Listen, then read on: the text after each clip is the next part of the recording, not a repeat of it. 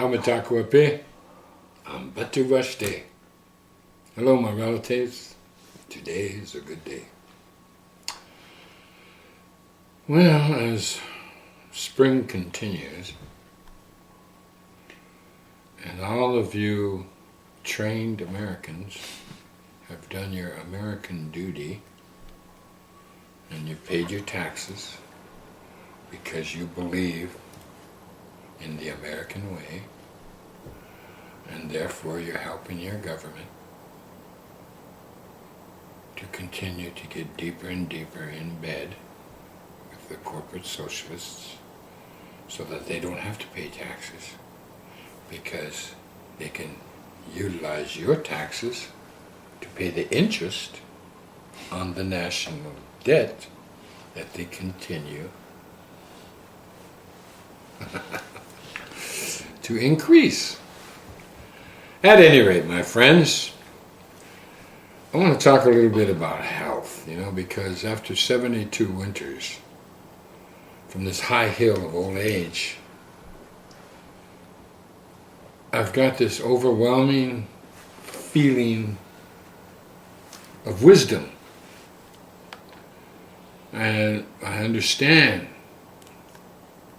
and I'm enjoying and relishing old age with all of its realizations, with the slowing down of my body, with the vulnerability of my body and everything inside of that body,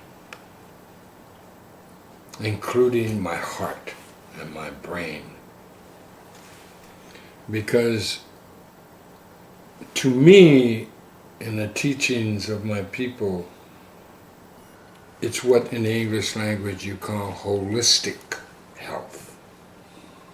You have to take in everything. But in this modern world, especially among my own people, the colonized people, and Americans, you're there also. Age is not respected. Absolutely. Now, we all know this, generally speaking. And when you reach this high hill of old age, you have this wisdom that you want to impart, that you want people to not have to reach the age of 72 to be wise.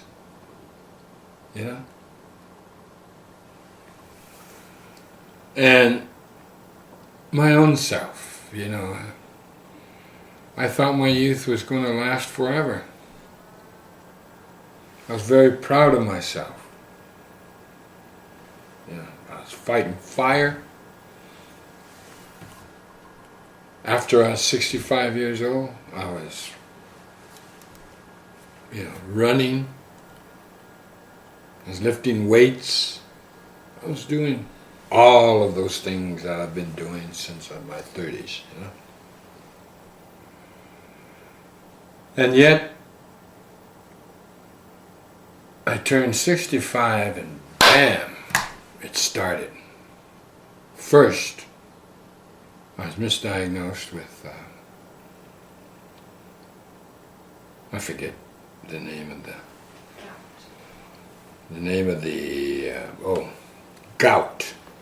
Misdiagnosed with gout. All that time, it was really arthritis. But let's make a short thing of this. What I ended up being was kind of a medical miracle in the negative. I have rheumatoid arthritis, and that wasn't diagnosed until the great mystery body slammed me. I was 71 winters old, and all of a sudden I froze up. My body froze up. And I didn't know what it was. The one thing I'm proud of, though, is that all during this time, I was not worried about it.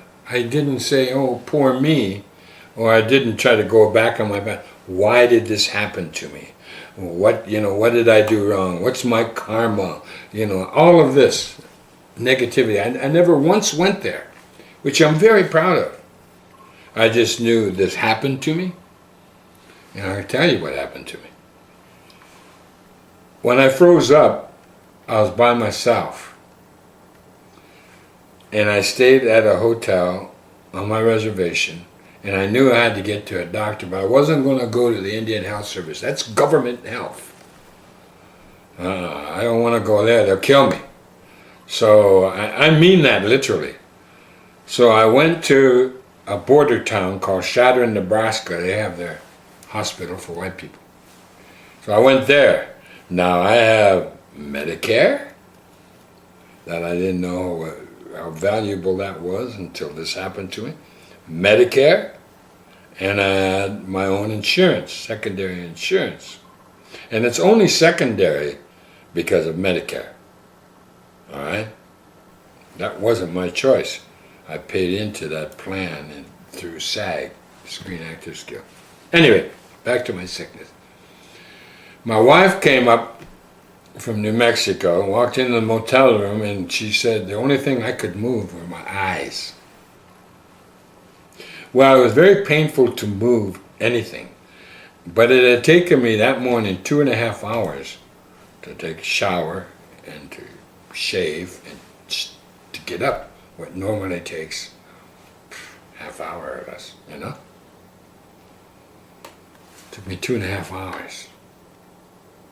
Getting in and out of the bathtub was excruciating. So we go to the hospital, I get doctored. And I start coming out. Now the reason I had to get doctored, and I wanted to get doctored, is my daughter, one of my daughters, I have many daughters. And one of them was graduating from law school, and I had to be there. I was going, I don't care how crippled I was. So this doctor gave me these steroids to take, and the steroids worked. I got all my motor skills back with a heavy dose of steroids. Now what happened is my face bloated out, but I was walking and acting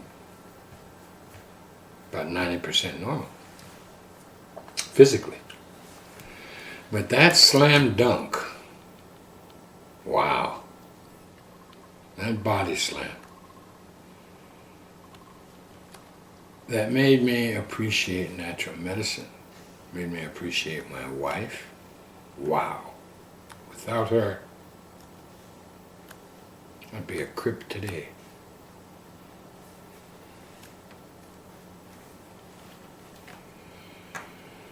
And I joke around, I am a crip. Just got medicine. But the best medicine was indigenous medicine.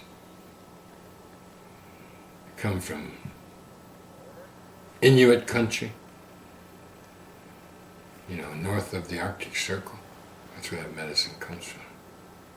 Wow. Wow.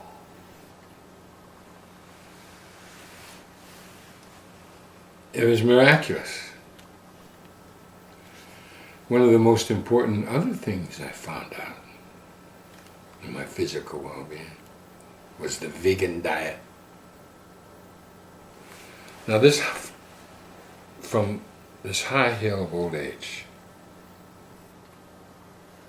I already knew, because of the grave robbing society, the Archies, the archaeologists, who had robbed our graves, they had noticed that our teeth, we had virtually no incisors. No teeth to rip meat with. We also, indigenous people, don't have too many teeth in our mouth. We don't have wisdom teeth, as they're called. They're called wisdom teeth. Get that. It should be called painful teeth. At any rate, I I got with that indigenous medicine and my knowledge that we are largely vegetarians. If we're living out on the plains, you know, the stereotypical view is that we lived off the buffalo. True, the buffalo was our savior and our well-being, and the buffalo and the Lakota are one. All of that, which gets intricate. We did eat buffalo every once in a while, but we had no refrigeration. And what I found out from my elders, from another nation, one of our allies, the Northern Cheyenne, was that we grew crops. We Plains Indians, us warlike Indians, savages, primitives. And as you know, I'm a born-again primitive. So all this wisdom I now possess, and still learning. With the help of my wife, my matriarch, I'm almost back to normal. Yeah. Also utilizing some people who have found out, some other people who have died, these, not a medical doctor, but he found out that, you know, we're made up of water and electricity. So consequently, those have entered in, that kind of natural medicine has entered into my well-being. So I have this wisdom, and I'm trying to impart it to my young. You know, my oldest children are in middle age. And it's sad when you see your wisdom go in one ear and out the other.